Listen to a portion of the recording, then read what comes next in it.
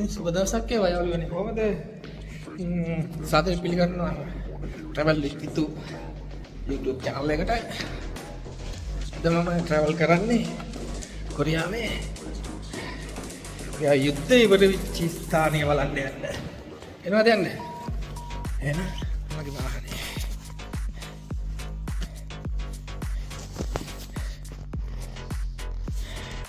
ඉතින් එහෙනම් අපි ගිහලා බලමු. ඕකේ. හීතල අඩුයි. එහෙනම් මේ යන්න පුළුවන්. ඉස්සල්ලා විශේෂිතම ස්ථානයක්. තියෙනවා කම්පැනිය. ද කම්පැනිය නිවාඩු සොක් නිවාඩුව. ඉතින් මම යනවා ට්‍රැවල් යම්මගෙත් එක්ක ඔයත් එක්ක.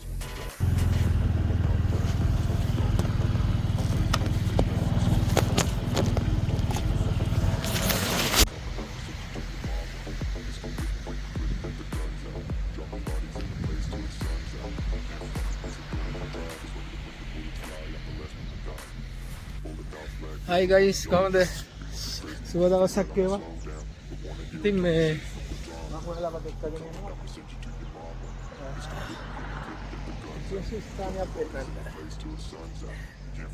කොරියාවේ පාරට නැත්තා.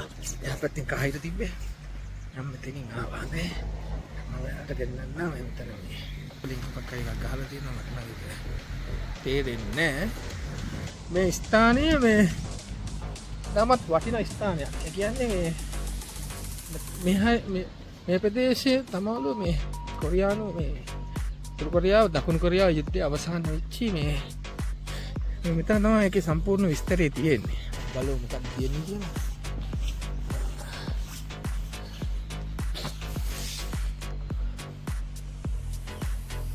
මේක වලට මේ වගේ වීඩියෝ එකේ අප්ලෝඩ් කරන්න මේ 1780 වගේ මොකක්ද කතන්දරයක් තියෙනවා 1890 එහෙම ඉඳලා එන්නකින් දෙදෝන්ගේ නමක් සඳහන් වෙලා තියෙනවා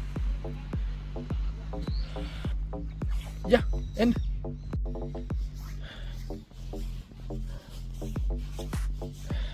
කොහොමද ඉගෙන ගන්න අපේ ස්ටේජ් එකේ කලින් මේ පාර හදලා තියෙනවා නවීකරණය කරලා පොඩි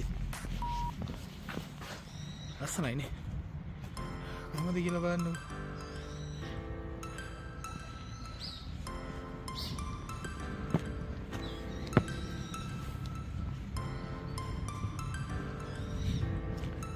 මේක තමයි සිහි වෙන්න හදපු ස්මාරකය.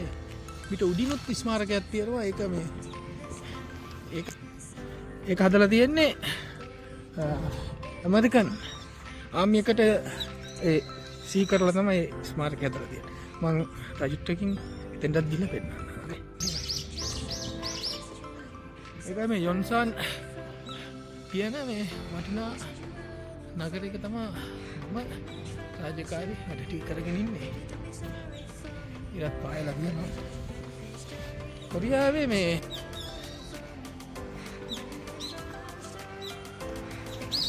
මම හිතන්නේ මේ ජපානියත් එක්ක තිබ්බ යුද්ධේ නෝ මෙහෙ එහෙම වෙලා තියෙනවා. ඉතින් උඩ බලමු මේකේ විස්තරයක් ඇති සමහරවිට. කොහොමද කියලා බලන්න. මම මේක සිහි වෙන්නේ තමයි මේක හිතලා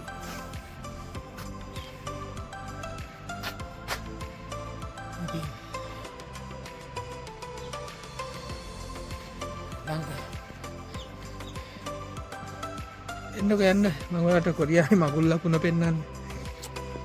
කොරියාවේ මගුල් ලකුණ තමයි ඉබ්බා. ඉබ්බාගේ ගමන හිමි.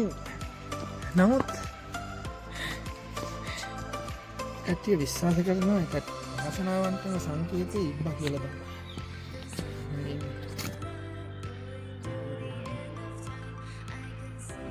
මේකත් මේ ගියාම සංස්කෘතික භාෂාවෙන් මොන හරි ලියලා තියෙනවා අංචාව.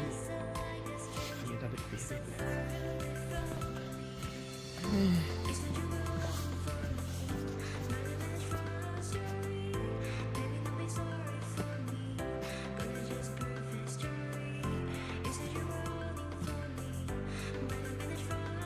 මේ දැන් බලන්න පිටුපස්ස පේන කන්ද. යොන්සන් වල තියෙන සංකේතය. ඒ ගමේ අපි ඉන්නේ හරිය. මේ ඉස්සරහා තියෙන ටික බලන්නකෝ. එයාලගේ මේ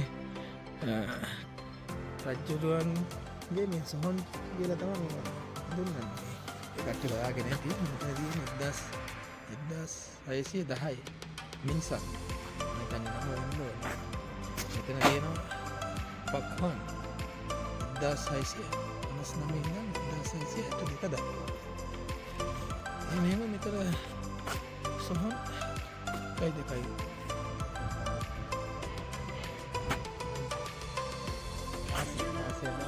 දෙක ගැන රජ්ජරුව 32 කිව්වෝ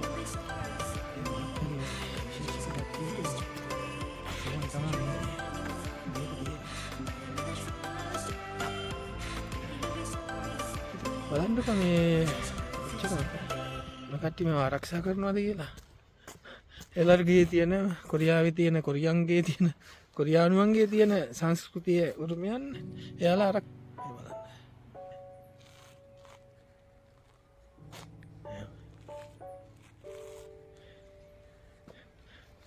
එන්නකේ තව ලස්සන දෙයක් තියෙනවා පෙන්වන්න. තමයි කොරියාවේ මේ අතීතයේ තමන්ගේ ධාන්‍ය වර්ග කොටාගත්ත මෝලක්. ඒකට ඒ කට්ටිය භාවිතා කරලා තියෙන්නේ ජලපාරක්. මෙන්න මෙතනින් ඉඳන් එන වතුර මෙතන ටැංකියක් වගේ එකකට එකතු කරලා මෙහෙම බට යකින් අරන් ඇවිල්ලා මේක මේ අනුරුවක් මේ අතන කරත්තේ වතුර වැටෙන මේ කරත්තේ කැරකෙනවා. කරත්තේ කැරකෙනකොට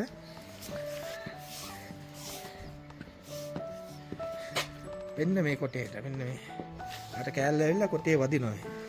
එන්නකොට මේ මෙතෙන්ට දානවා ධාන්‍ය. වී හරි මෙන් දාලා මේකෙන් කොටා ගන්න. මේක මේ හදලා තියෙන්නේ මේ දර්ශන අනුවක් මේ තියෙන්නේ කොර මම හිතන්නේ අඹරන්න ගත්ත මේ එහෙම මේ එක ටී જાති අඹරන්න හරි එහෙම මේ ඉතින් බලන්න මේ අතීතයේ වුණත් තාක්ෂණයේ කට්ටිය භාවිතා කරපු හැටි. ඉතින් මේ වීඩියෝ එක හොඳයි නම් මේ මගේ YouTube channel එක subscribe කරන්න, bell icon එක ඔබලා තියන්න. මේ වගේ ලස්සන ප්‍රදේශ මම අර වෙලාවට කියනවා බලන්න කොච්චර ලස්සනද කියලා.